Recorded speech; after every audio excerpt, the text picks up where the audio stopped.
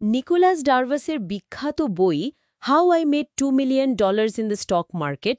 আজকে আমরা এই বইয়ের মূল বিনিয়োগ কৌশলগুলো নিয়ে একটু গভীরভাবে আলোচনা করব। হ্যাঁ, ডারভাস কিন্তু খুব ইন্টারেস্টিং একজন চরিত্র। উনি পেশায় ছিলেন নৃত্যশিল্পী।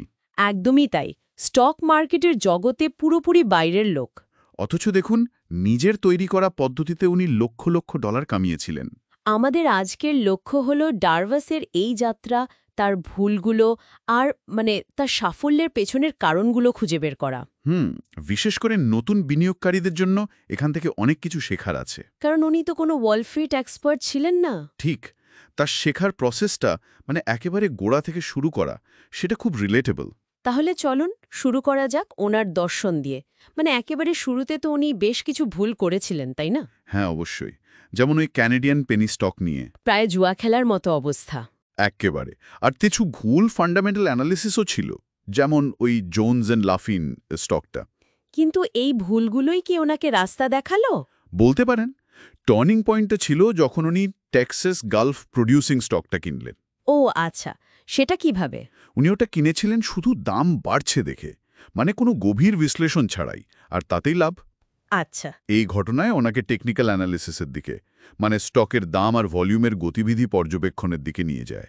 আর এখান থেকেই কি সেই বিখ্যাত বক্স থিওরি শুরু? একদম, বক্স থিওরি। উনি লক্ষ্য করলেন স্টকগুলো একটা নির্দিষ্ট প্রাইস রেঞ্জের মধ্যে কিছুদিন ধরে ঘোরাফেরা করে। একটা বাক্সের মতো। ঠিক ধরেছেন। ধরুন $45 থেকে $50, এটাই হলো একটা বক্স। উনি অপেক্ষা করতেন কখন বেরোবে। হ্যাঁ, যখন স্টকটা ওই বক্সের ওপরের সীমা $50 ভেদ করে একটা নতুন ওপরের বক্সে যেত, তখনই উনি কিনতেন। ইন্টারেস্টিং, বাজারের মোমেন্টাম ফলো করা আর কি। এক্স্যাক্টলি। উনি ভবিষ্যৎবাণী করতেন না, ট্রেন্ডকে ফলো করতেন। কিন্তু শুধু এই টেকনিক্যাল দিকটাই কি যথেষ্ট ছিল? ফান্ডামেন্টালসের কথাও তো বইতে আছে। অবশ্যই। এখানেই ডারওয়ার্সের পদ্ধতির বিশেষত্ব।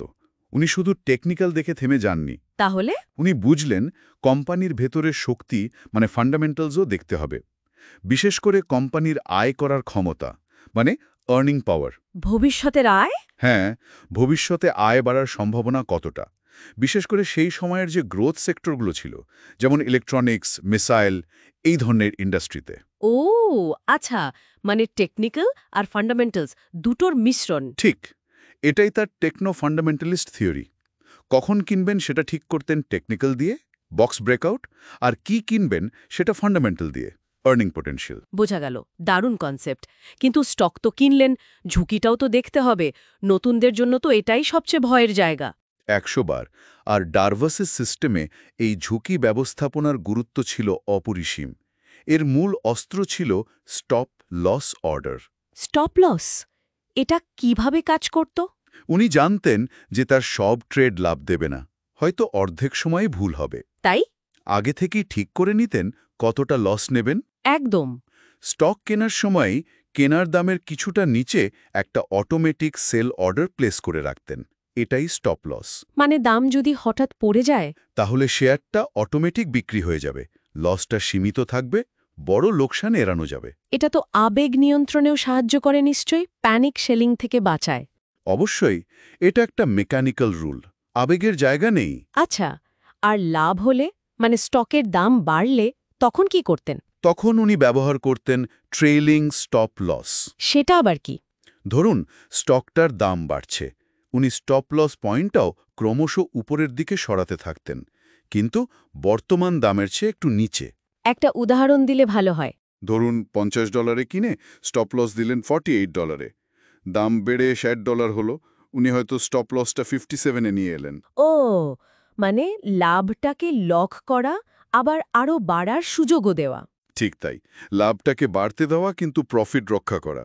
ওনার কথা ছিল ট্রেন্ড উল্টো দিকে গেলেই চোরের মতো পালাও, লস ছোট রাখো, লাভ বড় হতে দাও। দারুণ স্ট্র্যাটেজি, কিন্তু শুনতে সহজ লাগলেও করাটা নিশ্চয়ই কঠিন। আর কি কি ভুলের ব্যাপারে উনি সাবধান করেছিলেন? অনেকগুলো। নিজের অভিজ্ঞতা থেকেই বলেছিলেন, যেমন অন্যের টিটস শুনে ট্রেড করা। যেটা উনি ক্যানাডায় করেছিলেন। হ্যাঁ, তারপর ব্রোকারের পরামর্শকে অন্ধভাবে বিশ্বাস করা। ওয়াল স্ট্রিটের কিছু পুরনো কথা, যেমন লাভ তুলে নিলে কেউ দেউলিয়া হয় না, এইগুলো মেনে চলা। এতে তো বড় লাভ মিস হয়ে যেতে পারে। অবশ্যই। আর ছিল আবেগ। লোকসানে থাকা স্টক ধরে রাখা বা ভয়ে বিক্রি করে দেওয়া, আর অতি আত্মবিশ্বাস। অতি আত্মবিশ্বাসের কারণেও তো ওনার লোকসান হয়েছিল। হ্যাঁ, একবার প্রায় $1,00,000 লোকসান হয়েছিল এই কারণে। একটা জিনিস আমার খুব ইন্টারেস্টিং লাগে, উনি কিভাবে বাজারের এত হইচই, এত খবর থেকে নিজেকে বাঁচাতেন। এটা খুব গুরুত্বপূর্ণ পয়েন্ট। উনি বুঝেছিলেন যে ব্রোকারেজ অফিসের পরিবেশ, লোকজনের কথা, গুজব, এগুলো ওনার সিদ্ধান্তকে প্রভাবিত করে। উনি বলেছিলেন না, আমার কানই আমার শত্রু। ঠিক তাই উনি সচেতনভাবে ওয়াল স্ট্রিট বা ব্রোকারেজ অফিস থেকে দূরে থাকতেন। যখন বিশ্ব ঘুরছিলেন তখন শুধু টেলিগ্রাম বা কেবলের মাধ্যমে দাম জেনে অর্ডার দিতেন। এই দূরত্বটাই ওনাকে আবেগহীন, যুক্তিসঙ্গত থাকতে সাহায্য করেছিল। একদম অবিশ্বাস্য ডিসিপ্লিন ছিল ওনার। তাহলে এত কিছুর পর নতুন বিনিয়োগকারীদের জন্য এই বই থেকে যদি একটা মাত্র সবচেয়ে জরুরি শিক্ষা নিতে হয়, সেটা কি হবে? আমার মনে হয় সেটা হলো এই কম্বিনেশনটা। টেকনিক্যাল অ্যানালিসিস দিয়ে বাজারের গতি বোঝা, যেমন বক্স থিওরি, আবার ফান্ডামেন্টালস দিয়ে কোম্পানি শক্তি বিচার করা, আর্নিং পাওয়ার। আর তার সাথে সবচেয়ে জরুরি হলো কঠোর শৃঙ্খলা, মানে ঝুঁকি নিয়ন্ত্রণের জন্য স্টপ লস ব্যবহার করা। ডারভাসের ওই কথাটা মনে রাখা দরকার। কোনটা? ভালো বা খারাপ স্টক বলে কিচ্ছু নেই, আছে শুধু ঊর্ধ্বমুখী আর নিম্নমুখী স্টক। কাজ হলো ঊর্ধ্বমুখী স্টকে থাকা আর নিম্নমুখী স্টক থেকে সরে আসা। চমৎকার সারসংক্ষেপ। তাহলে মূল বিষয়গুলো হলো box theory, techno fundamental approach আর স্টপ লসের মাধ্যমে কঠিন রিস্ক ম্যানেজমেন্ট। একদম। তবে শেষে একটা প্রশ্ন রেখে যাই।